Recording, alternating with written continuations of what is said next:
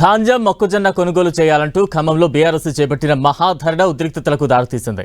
ఖమ్మం కలెక్టరేట్లో గేట్లు తోసుకుని లోపలికి వెళుతున్న బీఆర్ఎస్ నేతలను పోలీసులు అడ్డుకున్నారు. కలెక్టరేట్లో బీఆర్ఎస్ నేతలు నిరసనలు తెలిపారు. రైతులు పండించిన వరి మొక్కజొన్న పంటలను వెంటనే కొనుగోలు చేయాలని డిమాండ్ చేశారు. పంటలకు మద్దతు ధరకు కొనుగోలు చేసి రైతులను ఆదుకోవాలంటూ ఆందోళన చేపట్టారు.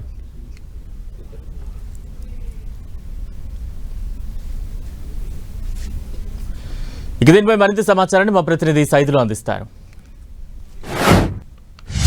ధాన్యం కొనుగోలు చేయాలంటూ బీఆర్ఎస్ పార్టీ ఆధ్వర్యంలో కలెక్టరేట్ ధర్నా చౌకలో మహాధరణ నిర్వహించారు. అనంతరం కలెక్టరేట్లో అధికారులకు వినతి పత్రం ఇచ్చేందుకు ప్రయత్నం చేశారు. అధికారులు అంటే పోలీసులు గేట్లు మూసివేయడంతో ఒకసారిగా తోసుకొని కలెక్టరేట్ గేట్ల ముందు బైఠాయించారు. మనతో పాటు మాట్లాడేందుకు మాజీ మంత్రి పువ్వాడ అజయ్ ఉన్నారు. సార్ చెప్పండి, ప్రధానంగా ధాన్యం కొనుగోలుకు సంబంధించి మేము కొనుగోలు చేస్తున్నామని చెప్తున్నారు. అత్యధికంగా ధాన్యం ఈసారి పండడం వల్లనే కొనుగోలు కొంత ఆలస్యం అవుతుందని కాంగ్రెస్ పార్టీ నేతలు చెప్తున్నారు. ఎలా చూడాలి? తెలంగాణ రాష్ట్ర ప్రభుత్వం కేసీఆర్ గారి నాయకత్వంలో ఉన్నప్పుడు 3 కోట్ల టన్నుల ధాన్యాన్ని కూడా కొన్న చరిత్ర ఉంది, 2 సీజన్లు కలిపి. ఇప్పుడు మీరు ధాన్యం పెరిగిందని చెప్పి మీరేదో మాట్లాడుతున్నారు. మీరు అసలు మొన్న జగిత్యాలలో కేసీఆర్ గారు అన్నట్టు అంత వండి వార్చిన రాష్ట్రం ఇది. వండి వార్చిన రాష్ట్రంలో మీరు ఆ పరిపాలన చక్కగా చేయడం చేతగాక ఇవాళ ఈ సమస్య.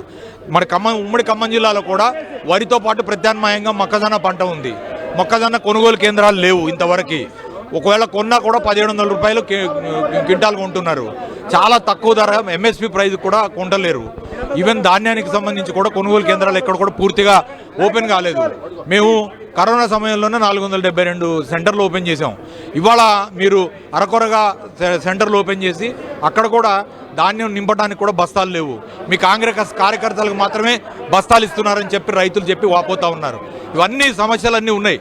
కాబట్టి జిల్లా యంత్రాంగం, జిల్లా మంత్రులు దీని మీద దృష్టి పెట్టి తక్షణం ఈ ప్రాబ్లం సాల్వ్ చేసి వరి మరియు మొక్కజొన్నని తక్షణం కొనుగోలు చేయాలని డిమాండ్ చేస్తున్నాం. జనరల్గా చెప్పండి, అటు బీఆర్ఎస్ హయాంలో రైతుల చేతులకు బేడీలు వేసామని చెప్పేసి కాంగ్రెస్ ప్రధానంగా ఆరోపిస్తుంది. మీరు కూడా రైతుల గురించి ఎలా మాట్లాడతారని అంటున్నారు, దీన్ని ఏమంటారు? ఎవరున్నారు అప్పుడు మంత్రి? అదొకసారి కూడా మీరు కూడా పాత వీడియోలు చూపించండి. చూడొచ్చు, మొత్తంగా చూసుకున్నట్లయితే అటు బీఆర్ఎస్ ధాన్యం కొనుగోలుకు సంబంధించి కూడా పెద్ద ఎత్తున ఆందోళన కొనసాగిస్తున్న పరిస్థితుల్లో మొత్తంగా చూసుకున్నట్లయితే పూర్తి స్థాయిలో కూడా కొనుగోలు కొనుగోలు అధికారులు నిర్లక్ష్యంగా వ్యవహరిస్తున్నారని చెప్పేసి కూడా ప్రధానంగా ఆరోపణలు చేస్తున్న పరిస్థితి ఉంది. గతంలో బేడీలు వేశారని చెప్పేసి పదే చెప్తున్నటువంటి కాంగ్రెస్ పార్టీకి సంబంధించిన నేతలు ఆ రోజు మంత్రిగా రైతులకు బేడీలు వేసిన టైంలో మంత్రిగా ఉన్నటువంటి వ్యక్తులు ఎవరో కూడా తెలుసుకోవాల్సిన పరిస్థితి ఉంది. గత వీడియోలు చూస్తే పరిశీలిస్తారని మాజీ ఎమ్మెల్యే ఉన్నారు. సార్ చెప్పండి, ప్రధానంగా మీరు అన్ని కేంద్రాల్లో కొనుగోలు పరిశీలించారు, ఎలా ఉంది ఇప్పుడు పరిస్థితి? చాలా దారుణంగా ఉంది. ఇప్పటికి 4 రోజులైనా కూడా కొనుగోలు ప్రారంభించకపోవటం ఇలా రైతుల ఆగ్రహానికి ఇంత కారణమైంది.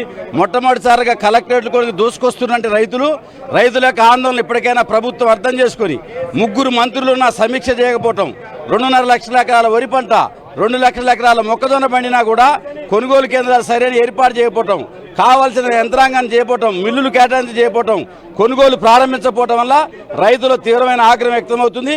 ఇప్పటికైనా మొండి వైఖరి విడనాడి పండించిన ప్రతి గింజను కూడా ప్రభుత్వం కొనుగోలు చేయాలని డిమాండ్ చేస్తున్నాం. మొత్తంగా చూసుకున్నట్లయితే మొత్తం కొనుగోలుకు సంబంధించిన అంశాలపైన కూడా రాజ్యసభ సభ్యులు ఉన్నారు. సార్ చెప్పండి, ఒకవైపు కొనుగోలు చేస్తున్నాం అంటున్నారు, మీరు మాత్రం కొనుగోలు చేయడం లేదు, కావాలనే రైతులను రెచ్చగొట్టి రోడ్డు మీద తీసుకొస్తున్నారని ప్రధాన కాంగ్రెస్ ఆరోపిస్తుంది. ఎలా చూడాలి? మీ కెమెరాలు పట్టుకొని ఊళ్ళల్లో తిరగండి, రైతుల కళ్ళాలలో తిరగండి, ఎక్కడ ఎట్లుందో, రైతులు రోడ్ల మీద ధాన్యం ఎంత ఉంది, మొక్కజొన్నలు ఎంత ఉన్నాయి చూస్తే తెలుస్తుంది. రైతులు బాధల్లో ఉన్నారు. రైతుల బాధను చూస్తలేరా? మీడియా కనబడతలేదా? 2400కు కొనాల్సినటువంటి మొక్కలు 1500, 1600లకు మార్కెట్లో షావుకారులు బయట ట్రేడింగ్ కొంటున్నారు. ప్రభుత్వం ఎక్కడ కొనట్లేదు. ఏదో మొక్కుబడిగా కొనుగోలు కేంద్రాలు స్టార్ట్ చేయడం తప్ప కొన్నది లేదు, రైతుల బాధలు తీర్చింది లేదు, పంట బోనస్లు ఇచ్చింది కూడా లేదు. చూడొచ్చు, మొత్తంగా రైతులకు సంబంధించి ధాన్యం కొనుగోలు చేయడంలో వినూత్నంగా నిరసన తెలియజేస్తున్న పరిస్థితి ఉంది. రైతు భరోసా ఇక్కడ, కొనుగోలు కేంద్రాలు ఎక్కడ అంటూ కూడా ప్లేకార్డులు పెట్టుకొని ధర్నాలో పాల్గొన్నారు. చెప్పండి, ప్రధానంగా ప్రభుత్వం కొనుగోలు చేస్తుంటే ఆందోళన కొనసాగించడం ఎంతవరకు కరెక్ట్ అని అంటున్నారు? ఎలా? ఎక్కడ కూడా ప్రభుత్వం కొనుగోలు చేయడం లేదు. గత ప్రభుత్వము కొన్నట్టు బస్తాలు కానీ లేదా అక్కడ అమ్మే రైతుల్ని కానీ దగ్గరకు పిలిచి వాళ్ళకున్న పరిస్థితుల్ని చక్కదిద్దే పరిస్థితి ఈ జిల్లాలో ముఖ్యంగా 3 మంత్రులకు లేకపోవడం శోచనీయం.